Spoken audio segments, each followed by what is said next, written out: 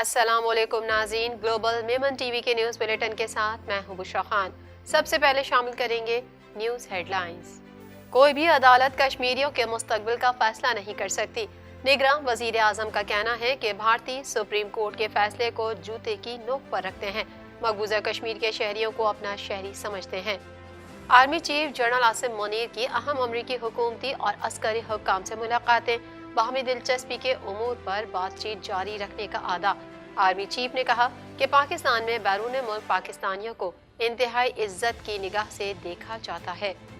شوکت عزیز صدیقی برطرفی کے سابق D G I S I general retired Faiz Hamid کو نوٹس جاری۔ سپریم کورٹ نے شوکت عزیز کے الزامات پر فریقین سے جواب طلب کر لیا۔ کیس کی مزید سماعت چھٹیوں کے بعد تک ملتوی کر دی۔ خیبر پختونخوا پولیس لائن پر خودکش دھماکہ، چیک پوسٹ پر حملہ، 3 اہلکار شہید، کئی زخمی۔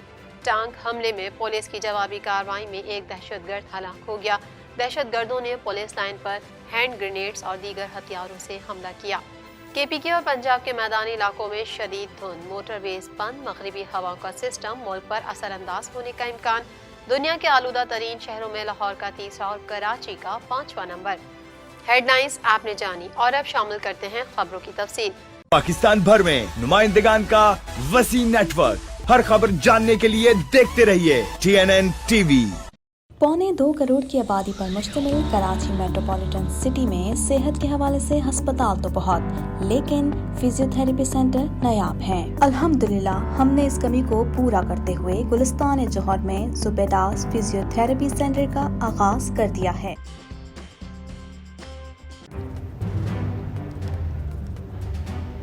Islamic Finance TV, the only TV channel of the fastest growing Islamic economy in the world and the prime mover of Islamic finance news.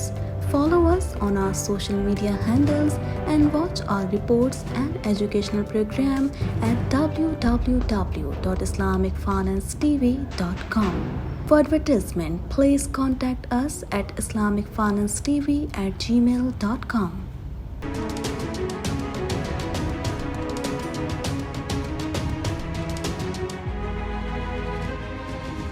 نگراں وزیر اعظم انوار الحق کاکڑ نے کہا ہے کہ کوئی بھی عدالت کشمیریوں کے مستقبل کا فیصلہ نہیں کر سکتی۔ بھارتی سپریم کورٹ کے فیصلے کو جوتے کی نوک پر رکھتے ہیں۔ مزید جانتے ہیں اس رپورٹ میں۔ نگراں وزیر اعظم انوار الحق کاکڑ نے کہا ہے کہ کوئی بھی عدالت کشمیریوں کے مستقبل کا فیصلہ نہیں کر سکتی۔ بھارتی سپریم کورٹ کے فیصلے کو جوتے کی نوک پر رکھتے ہیں۔ بھارت اپنی حد میں رہے، اپنی حد کراس نہ کرے۔ مقبوضہ کشمیر کا یک طرفہ فیصلہ کسی صورت قبول نہیں۔ مظفر آباد میں پریس کانفرنس کرتے ہوئے انوار الحق کاکڑ کا کہنا تھا کہ کشمیر کا فیصلہ UN قراردادوں کے مطابق ہونا چاہیے۔ کشمیر بھارت کا حصہ تھا، نہ ہی کبھی ہوگا۔ مقبوضہ کشمیر کے شہریوں کو اپنا شہری سمجھتے ہیں اور اپنے شہریوں کی کسی صورت پامالی نہیں ہونے دیں گے۔ جہاں کارروائی کی ضرورت ہوگی کارروائی کریں گے۔ نگراں وزیر اعظم نے مزید کہا کہ کشمیری قیادت سے مل کر فیصلہ کیا گیا کہ موجودہ صورتحال کے پیش نظر جلد ہی اسلام آباد میں دوبارہ اجلاس ہوگا، جس میں تحریک کو جلا بخشنے پر بات چیت ہوگی۔ نگراں وزیر خارجہ اور ہمارے مشن متحرک نظر آئیں گے۔ انوار الحق کاکڑ کا کہنا تھا کہ تحریک آزادی کشمیر کو متحرک رہنا چاہیے۔ آزادی کی تحریک کے لیے تمام مکتبہ فکر کو متحد ہونا پڑے گا۔ ان کا کہنا تھا کہ 1989 سے کشمیر کی تحریک جتنی ابھری اس سے پہلے نہیں تھی۔ یہ تحریک ختم نہیں ہو رہی، یہی بھارت کا سب سے بڑا مسئلہ ہے۔ مقبوضہ کشمیر میں سیاسی اور انسانی حقوق کی مسلسل خلاف ورزیاں ہو رہی ہیں۔ اس تحریک میں 1 لاکھ سے زائد لوگ شہید، ہزاروں ماؤں بہنوں کے ساتھ ریپ ہوا۔ ایسے واقعات میں قومیں صدی تک نہیں بھولتی۔ یہ سوال میں بھارتی سول سوسائٹی سے بھی پوچھوں گا کہ اگر کسی خاندان میں سے کسی کا ریپ ہو تو کیا وہ اس کے وجود کا حصہ رہے گا؟ Army chief general Syed Asim Munir نے امریکہ کے دورے میں اہم امریکی حکومتی عہدیداروں اور عسکری حکام سے ملاقاتیں کی ہیں۔ مزید تفصیلات اس رپورٹ میں۔ Army chief general Syed Asim Munir نے امریکہ کے دورے میں اہم امریکی حکومتی عہدیداروں عسکری حکام سے ملاقاتیں کی ہیں۔ ان ملاقاتوں میں 2 طرفہ دلچسپی، عالمی اور علاقائی سلامتی کے باہمی امور اور بین الاقوامی تنازعات پر تبادلہ خیال کیا گیا۔ انٹر سروسز پبلک ریلیشنز کے مطابق ان ملاقاتوں میں secretary of state Antony Blinken, secretary دفاع جنرل لائٹ جے آسٹن سے ملاقات شامل ہیں۔ آرمی چیف کی نائب امریکی وزیر خارجہ وکٹوریہ نولینڈ، نائب قومی سلامتی مشیر جوناتھن فائنر سے بھی ملاقات ہوئی۔ ISPR کے مطابق army chief general Asim Munir کی امریکی chairman joint chiefs of staff general Charles Q Brown سے بھی ملاقات ہوئی۔ ISPR کے مطابق دونوں طرف سے مشترکہ مفادات کے حصول کے لیے دو طرفہ تعاون کی کوششیں جاری رکھنے پر اتفاق کیا گیا اور ملاقاتوں کے دوران انسداد دہشت گردی اور دفاعی تعاون کے شعبوں کو بنیادی اہمیت دی گئی۔ ISPR کے مطابق دونوں سائٹس نے باہمی دلچسپی کے امور پر بات چیت جاری رکھنے کا اعادہ کیا۔ علاوہ ازیں آرمی چیف نے پاکستانی سفارت خانے کے زیر اہتمام استقبالیہ میں بھی شرکت کی۔ ISPR کے مطابق آرمی چیف نے بیرون ملک پاکستانی کمیونٹی کے ارکان سے بات چیت کی اور ان کی ملکی ترقی کے لیے مثبت کردار اور کوششوں کو سراہا۔ ISPR کا بتانا ہے کہ آرمی چیف نے SIFC کی کامیابیوں کا ذکر کیا اور بیرون ملک پاکستانیوں کو پاکستان میں سرمایہ کاری کی دعوت بھی دی۔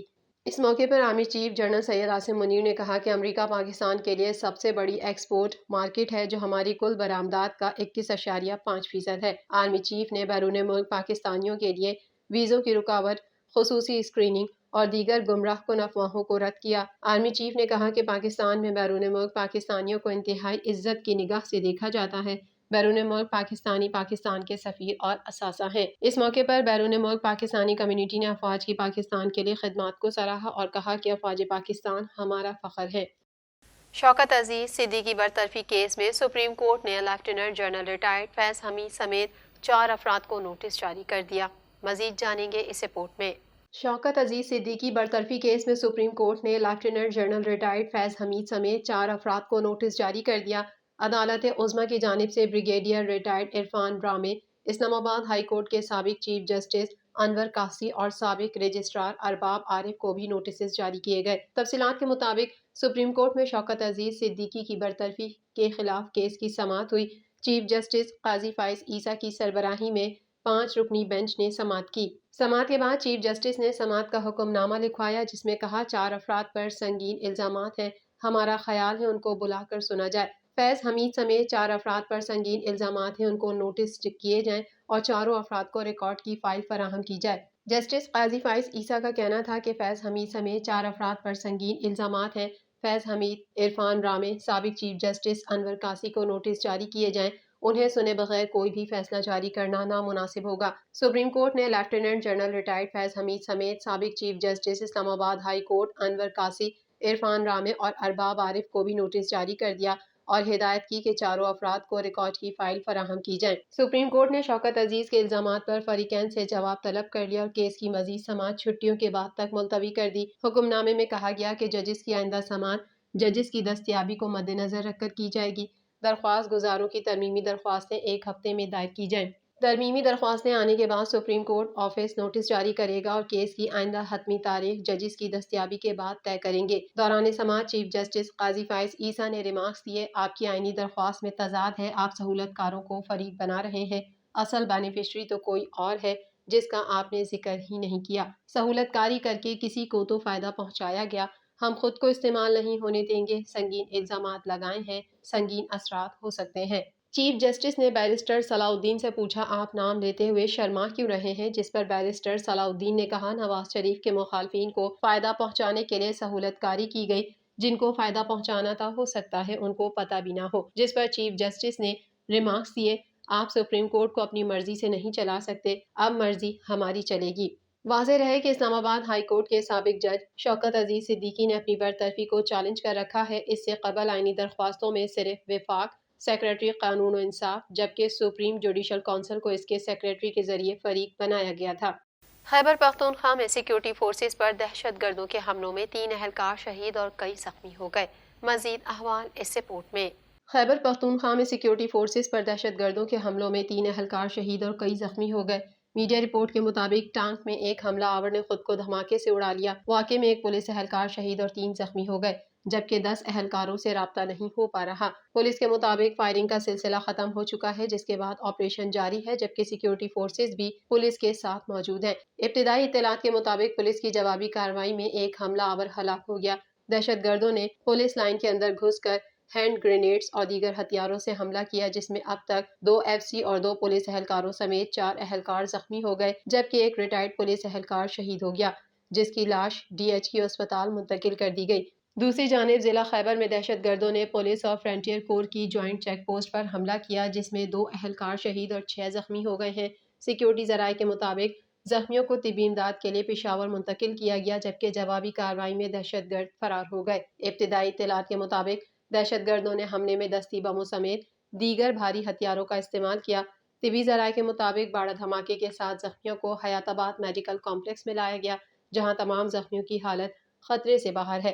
زخمیوں کو نیورو سرجری، آرتھوپیڈک اور سرجیکل وارڈ میں منتقل کر دیا گیا ہے۔ مغربی ہواؤں کا سسٹم ملک پر اثر انداز ہونے کا امکان، محکمہ موسمیات نے کوئٹہ سمیت بلوچستان کے مختلف علاقوں میں بارش کی پیشگوئی کی ہے۔ مزید تفصیلات اس رپورٹ میں۔